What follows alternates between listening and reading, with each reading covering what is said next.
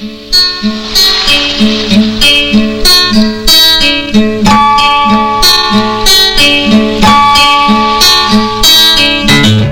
beauty of Vettuvira was, when I was doing Daisy in Malayalam, they all knew people in that. They said, you need a star in this. So I went and asked Kamal, can you do a 2-day guest role for me in this? He said, sure. And he came and did that. And he said, I've recommended your name to Shivaji Films. So they chose me, and which was a great thing for me. It was the first time Shivaji Films was doing with an outside actor. Come on.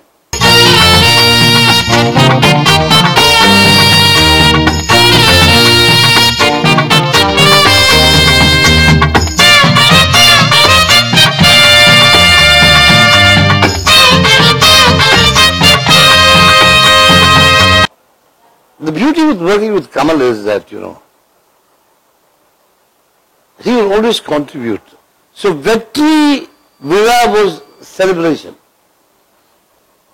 So Kamal said his name is Vettri. So it be Kamal celebrations.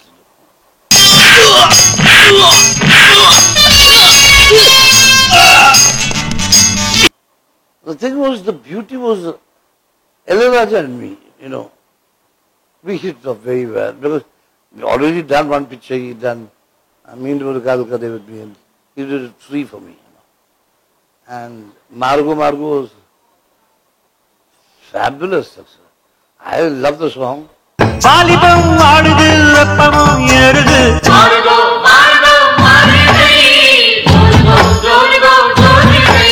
The opening bit of Vettuvira, that stunned the people.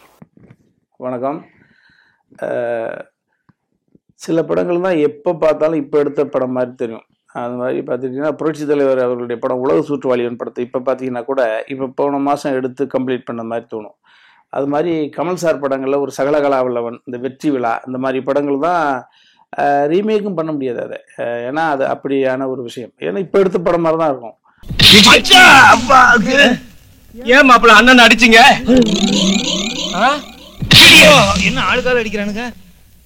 ஏன் அண்ணன் அடிச்சீங்க?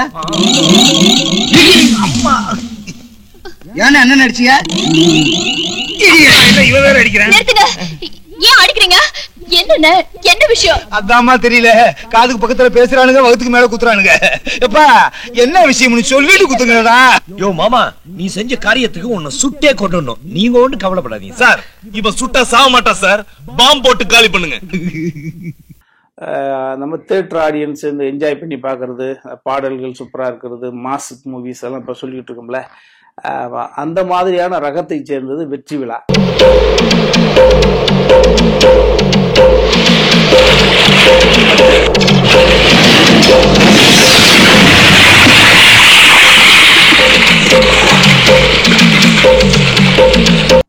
இதை ஒரு நவீன முறையில் digital பண்ணி மறுபடியும் rerelease பண்ண போகிறாங்களா?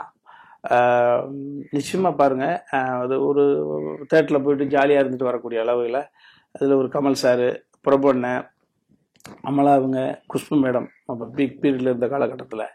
ஸோ 2 ஹீரோயினாவே ஒரு மாஸ் இருக்கும். அதில் வெற்றி விழாவில் ஒரு உச்சத்தில், இசையின் உச்சத்தில் இருந்த பொழுது இசையினா ஞானியுடைய பாடல்கள்,